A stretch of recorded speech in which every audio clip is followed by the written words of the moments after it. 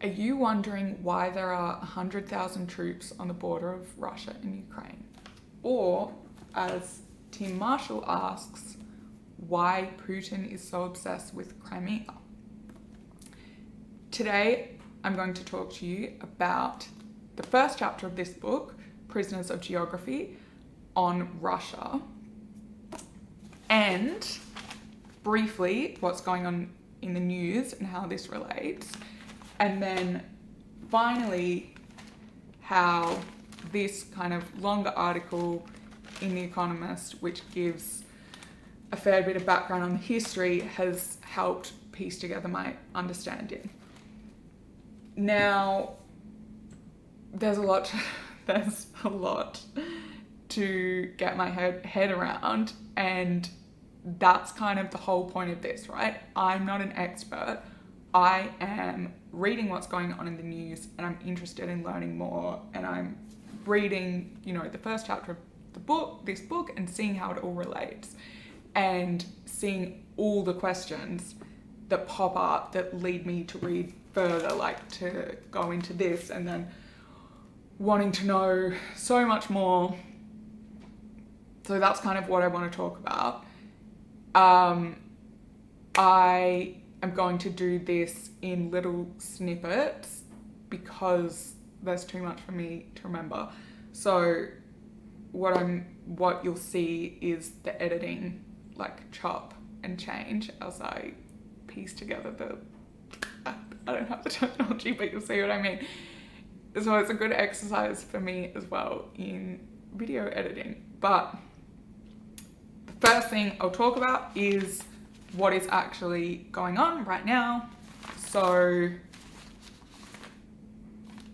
yeah, I'll be back. Aren't you so excited for the day I have mastered all this camera and editing stuff so I don't have to keep talking about it in the videos? Anyway, we'll get there. So first, talking about what's going on in the news. This is the Australian Financial Review from today, but grab any newspaper, Google. Before I Googled Russia, and it's just like news. This is what's happening. So I don't want this channel, it's about books, so I'm not going to spend the whole time talking about news, but briefly, absolutely no judgment whether you've heard about this or not. People have so much going on in their lives, and honestly, maybe you have no idea that these troops are on the border. That's completely fine. And maybe you're all over it and you've read so much more than I have. Also great. So just bare minimum, I'll just read, the headline of this article is Russia holds live drills near Ukraine border. Key points: 100,000 Russian troops near Ukraine, about 3,000 start combat training. Russia wants NATO to remove forces from ex-communist countries. This, I'll just leave it there.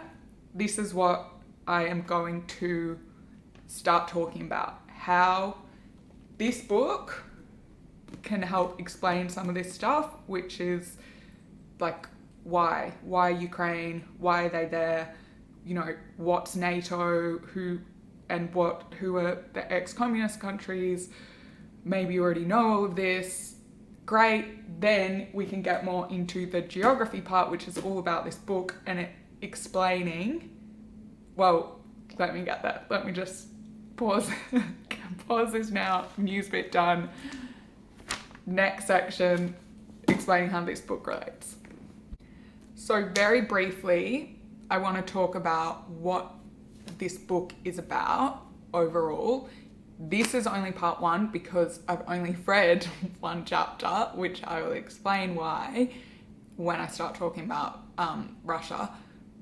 But to talk about the book in general, let me just read you from the blurb. So the cover and the subtitle, we've got Prisoners of Geography, 10 maps that tell you everything you need to know about global politics.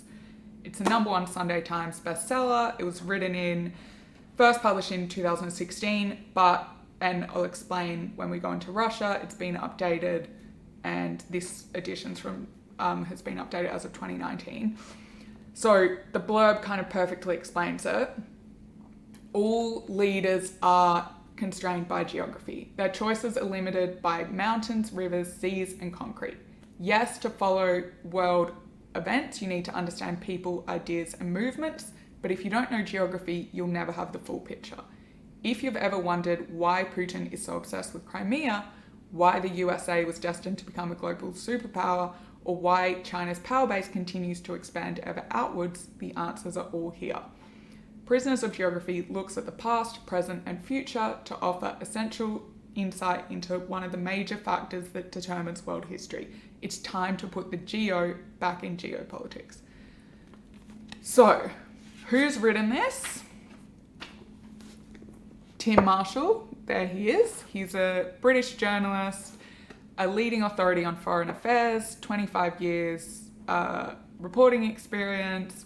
He's reported from the ground of various conflicts, and he's was a diplomatic editor at Sky News. He's worked for the BBC, LBC, written for The Times, Sunday Times, Guardian, Independent, Daily Telegraph, and written a few books. I am going to do another video on this when I've read all the other 9 chapters. So I will just keep it pretty brief, but hopefully you get the idea. It's basically, there's a map. It talks about how the geography of regions, exactly as it says on the back, actually has an impact. And the whole point is that it's often overlooked. Like in this article that I just showed you, there's no mention here of, or there's some inferences, but I don't think there's massive mentions explaining like where the mountain ranges are, where the rivers are, and how this affects things. I think there was some mention, it might have been in this article or in another one I read about like the ground thawing, as in like being unfrozen, and how this makes things more difficult. So that's like a brief mention of geography, but it doesn't really explain the whole thing. So that's what this book's about, and I'll get right into Russia when I'm back. I really don't need to keep saying, tell you when I'm back, because for you guys, like, you're just watching me talk. Anyway, note to self for next time. So what I really want to do is actually to tell you the story of me reading this book. As I've said, I've read the first chapter on Russia. It's 32 pages. The other chapters are on other maps, so China, US, Western Europe, Africa, etc., etc.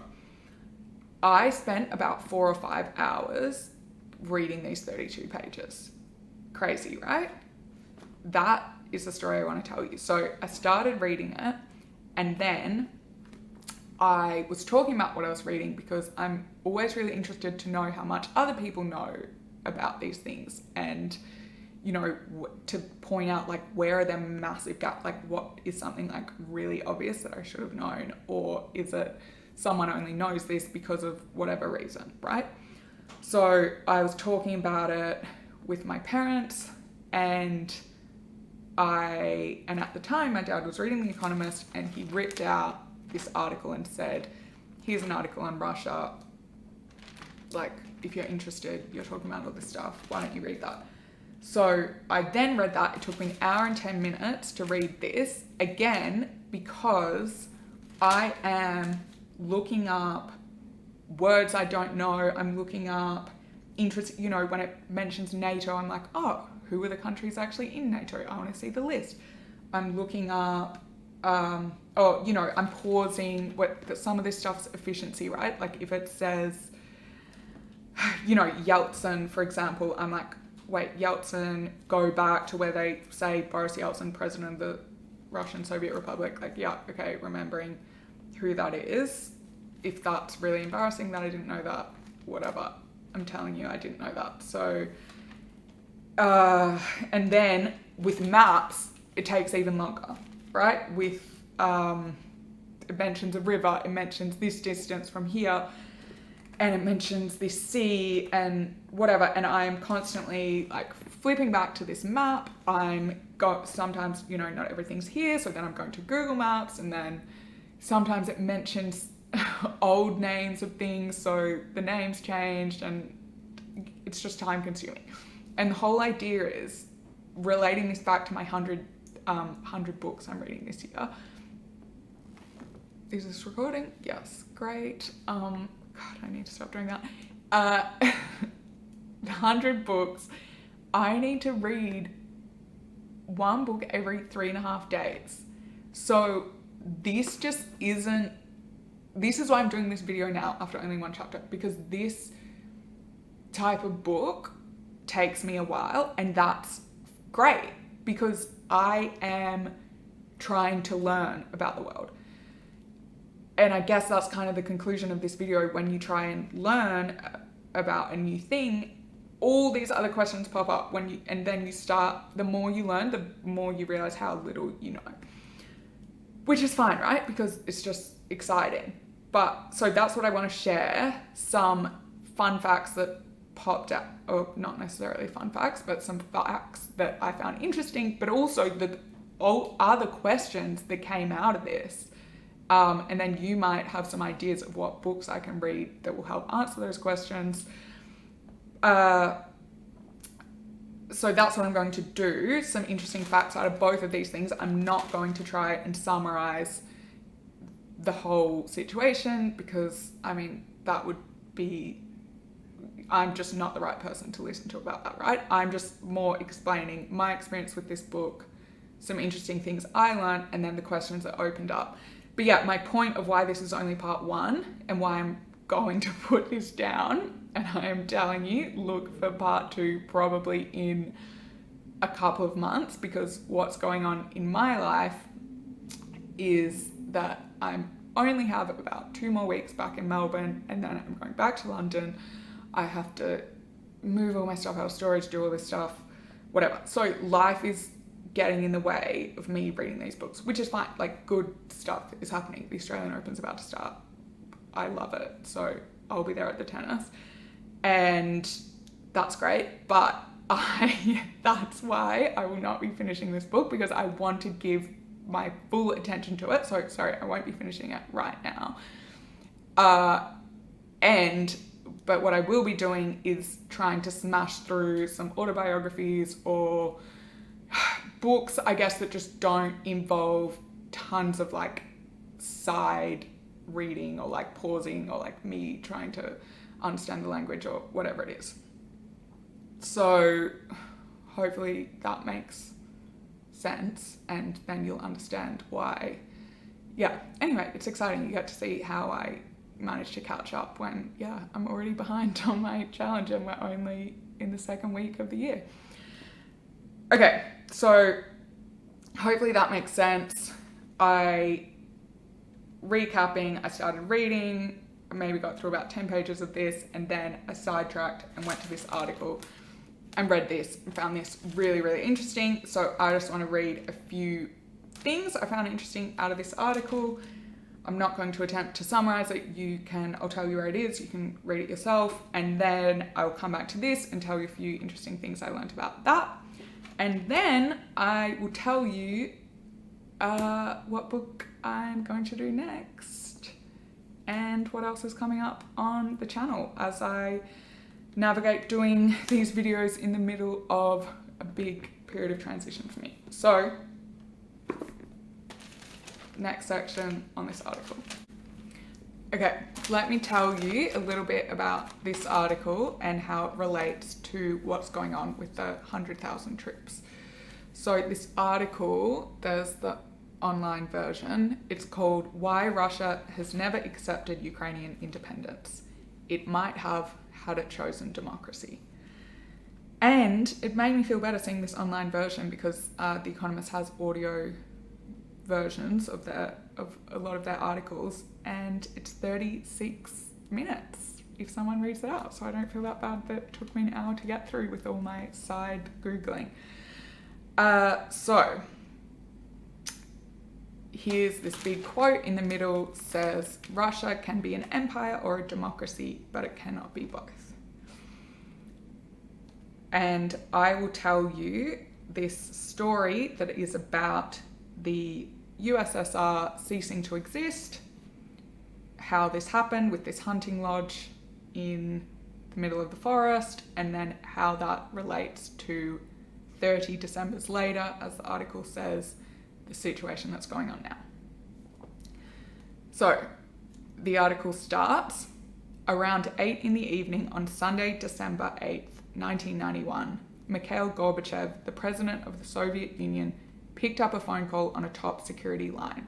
The caller was Stanislav Shushkevich, a modest physics professor whom Mr. Gorbachev's reforms had placed at the helm of the Soviet Republic of Belarus a few months before.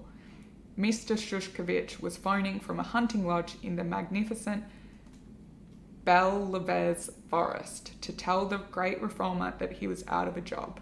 The Soviet Union was over. By the way, please excuse my pronunciation through this. I am doing my best. So, what happened was, there's this hunting lodge. Boris Yeltsin is there, who's the president of the Russian Soviet Republic. Mr. Shushkevich is there, and so is Leonid Brezhnev, who is the president of the Ukrainian Republic. So, the previous Sunday to their meeting, Ukraine had overwhelmingly voted to ratify the Declaration of Independence from the Soviet Union to become an independent state. And Mr. Shushkevich, the president of Belarus, was motivated at this point by the dreadful economy. He invited Yeltsin to the retreat in the forest in the hope that by wining and dining him, he would ensure that Russian gas and electricity would keep flowing to Belarus. It would have been a hard winter without them. So these three meet, and what happens is that they decide so the president's dissolved by fiat what their forebears had bound together, which is the Soviet Union. The Soviet Union had been formed in 1922 through a joint declaration of 4 Soviet republics, the Trans-Caucasian Republic, and 3 represented at Vyskuly, that hunting lodge. So Ukraine, Belarus, Russia. Yeah, so the Trans-Caucasian Republic had long since been dismembered, and in its place they put in this new thing, the Commonwealth of Independent States. So that afternoon they signed the agreement and thereby proclaimed that the USSR as a subject of international law and geopolitical reality had ceased to exist. It then fell to the most junior of the 3, who's also the least enthusiastic about what they'd done, to inform Moscow what happened. So that's how we ended up calling Mr. Gorbachev. And here's Mr. Gorbachev's response. Do you realize what you've done? Once Bush finds about this, then what? So at the same time, someone in the lodge was on the phone trying to get through to George Bush. And this is quite funny. Apparently, he didn't have the number for the White House with him, and so he got through to the State Department. This is the Russian first foreign minister, not forest minister. And he got through to a State Department receptionist who told the man with the Russian accent demanding that she connect someone called Mr. Yeltsin to the president, that she was not in the mood for prank calls. Anyway, they got through eventually, and Yeltsin explained to Bush with an interpreter that the world's largest nuclear arsenal was now in the hands of something called the CIS, that new Commonwealth that they came up with. Mr. Gorbachev had been unclear how Bush would react, and in a voice memo the next day, he says, I find myself on this Monday night worried about military action. Where was the Soviet army? They've been silent. What will happen? Can this get out of hand? Will Gorbachev resign? Will he try to fight back? will Yeltsin have thought this out properly? It is tough, a very tough situation. Similar doubt assailed the three presidents in the forest. When Yeltsin and his entourage set off back to Moscow, they joked about their plane being shot down. The laughter was not entirely free from anxiety. And then here's the bit that links it back to today. Instead, the shooting down of planes, along with the violation of Ukrainian sovereignty, the seizure of Crimea, the reassertion that the legacy of Kievian Rus meant that the nations must be shackled together, and the reversion of Belarus to dictatorship, that all came later.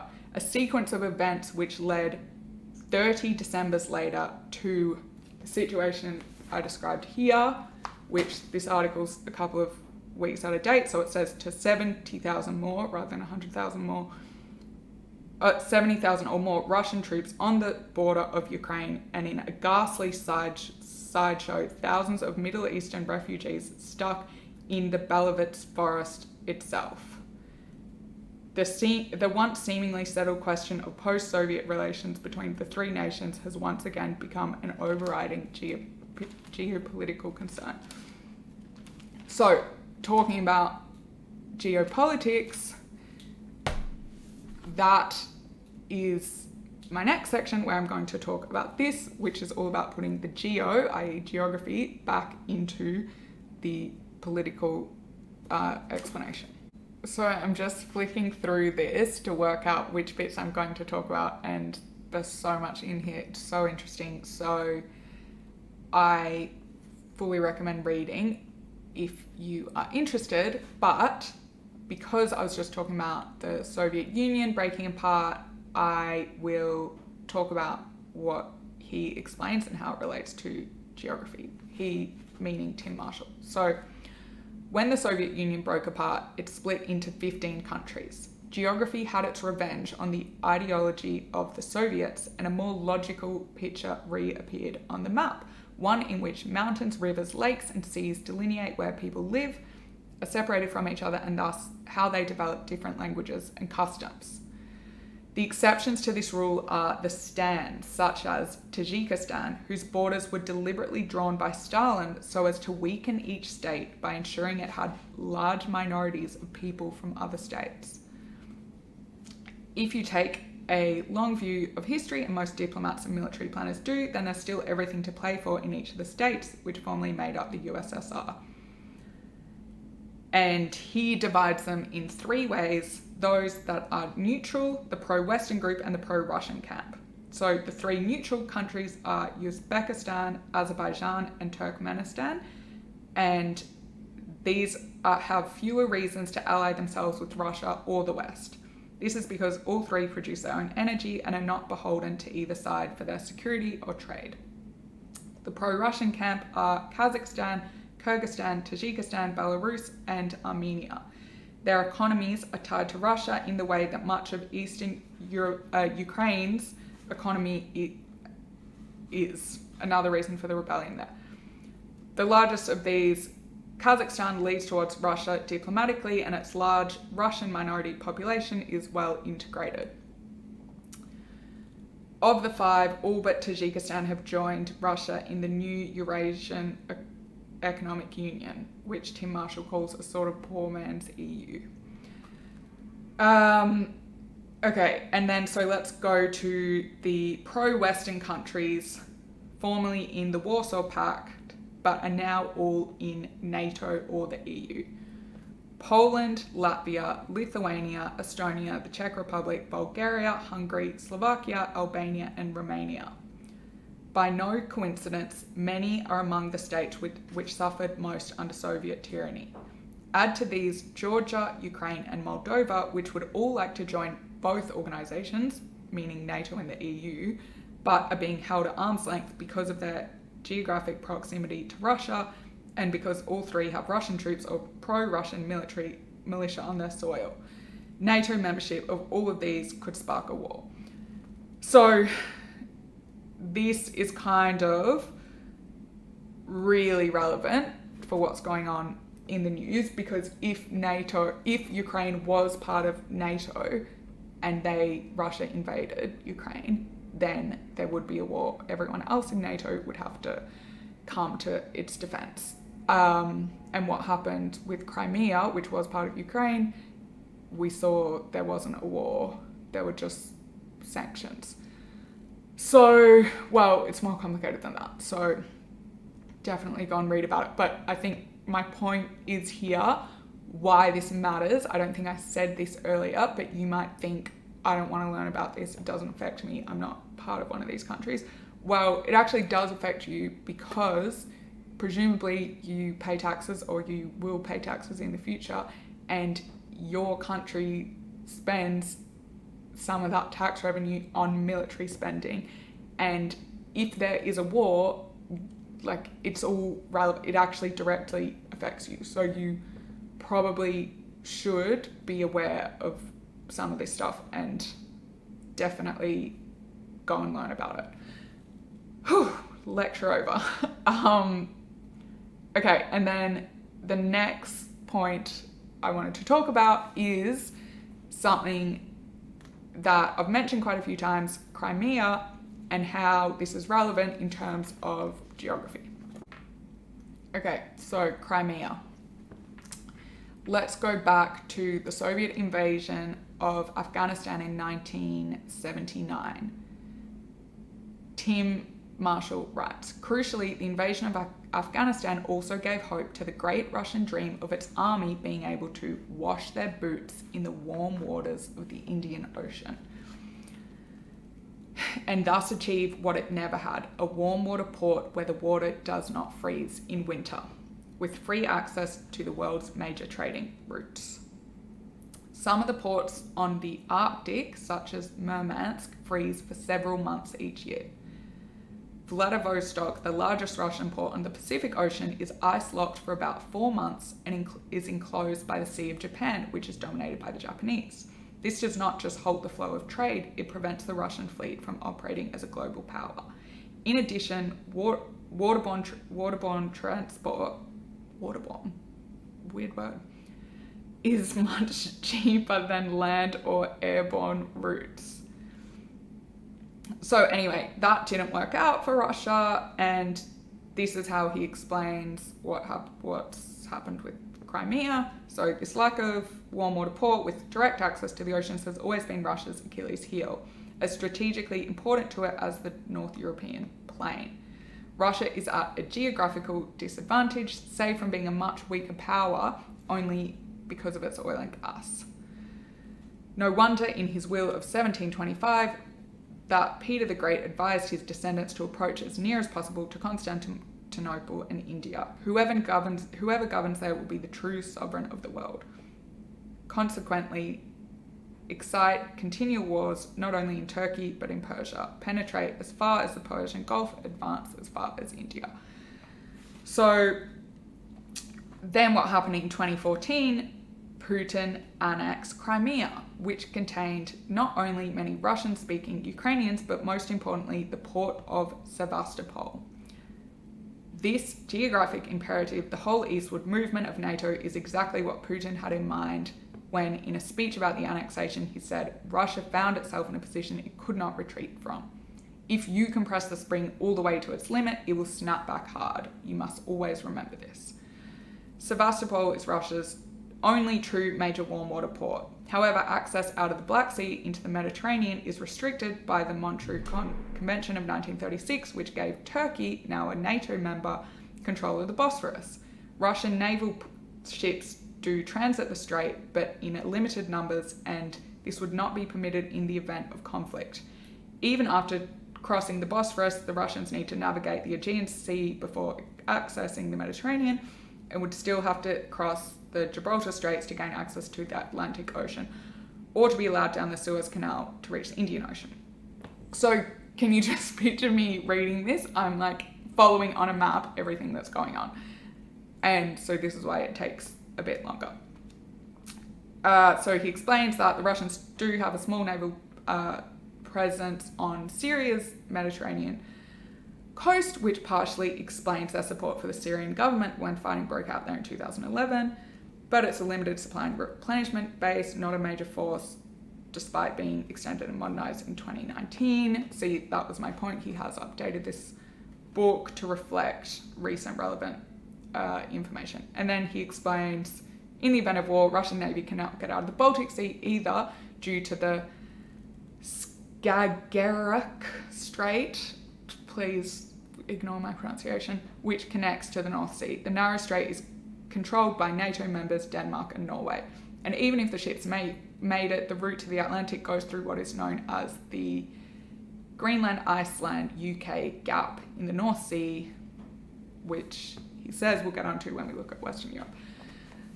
So hopefully that gives some context, and there's so much more in here. Like, it talks about Gazprom and how many of the countries, particularly Germany, are reliant on Russian gas, as well as kind of historically what happened with the Mongols and where the mountain ranges are. And yeah, there's a lot. It's only 32 pages on Russia, but there's a lot in there which opened up a lot more questions for me and made me so excited about all the other books I can read about various topics.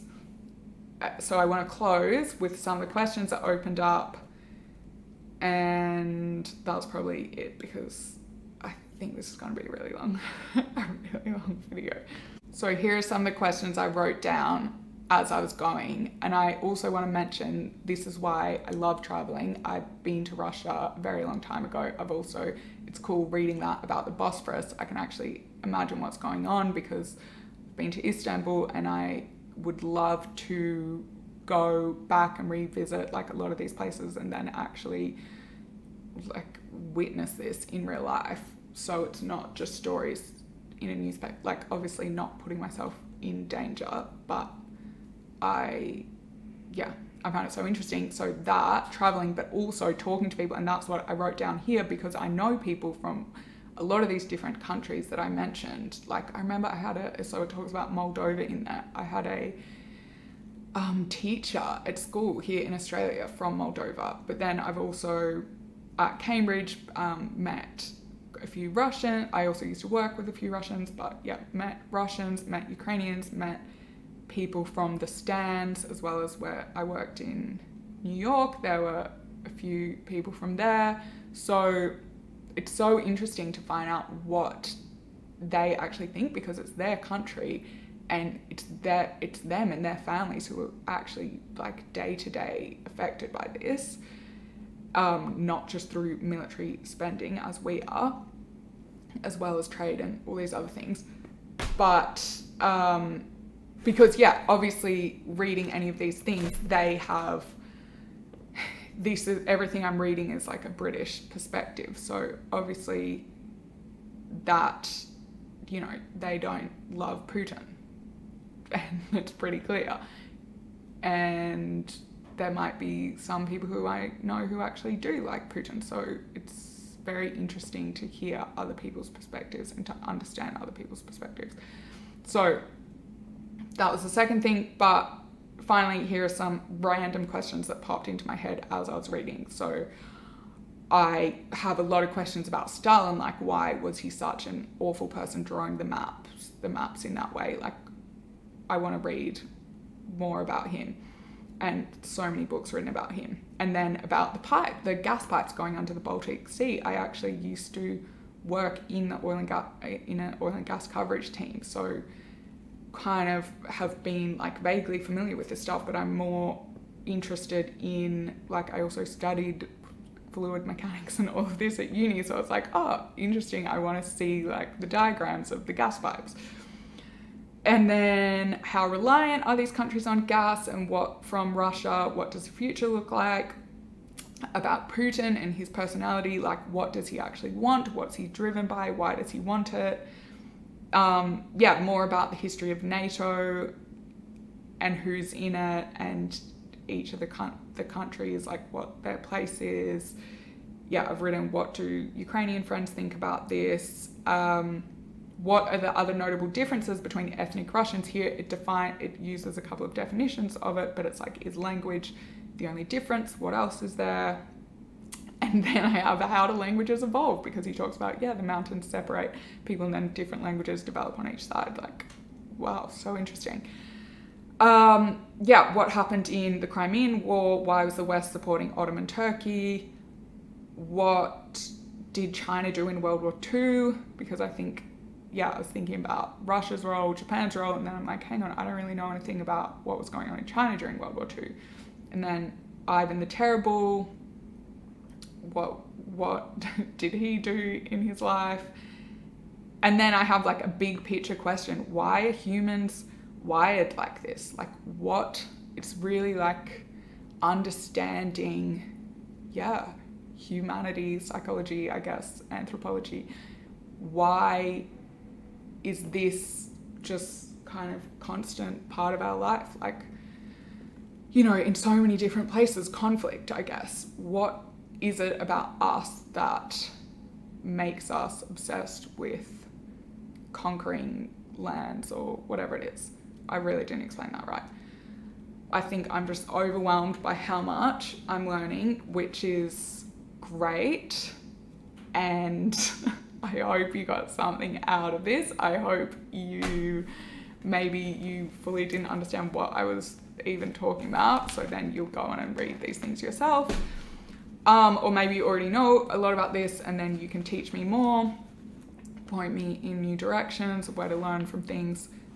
But that is it for now. I'm putting this book on hold. I actually borrowed it from my brother, so I will go buy my own copy when I'm back in London, and then I'll talk about the rest of the book then. In the meantime, I think I'm going to do Bomber Mafia by Malcolm Gladwell next. So come back here for that, and see you then.